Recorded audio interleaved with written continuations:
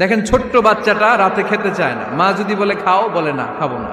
আব্বু অফিস থেকে আসুক, আব্বুর কোলে বসে বসে আব্বু আর আমি একসাথে খাবো। এই ছোট্ট বাচ্চাটা কিছু বোঝে না, কিন্তু তারপরও তার বাবার জন্য ভালোবাসা তার হৃদয়ে ঢুকাই দিছে কে? আপনাদের এলাকায় মুরগি পালেন না আপনারা? মুরগি যখন বাচ্চা নিয়ে হাঁটে দেখবেন মুরগি ছানা ধরা যায় না, ধরতে গেলে মা মুরগিটা কি করে? কামড় দিতে আসে। এই ছোট্ট বাচ্চাগুলোর জন্য মা মুরগিটার হৃদয়ের ভিতরে ভালোবাসা ঢুকায় দিল কে?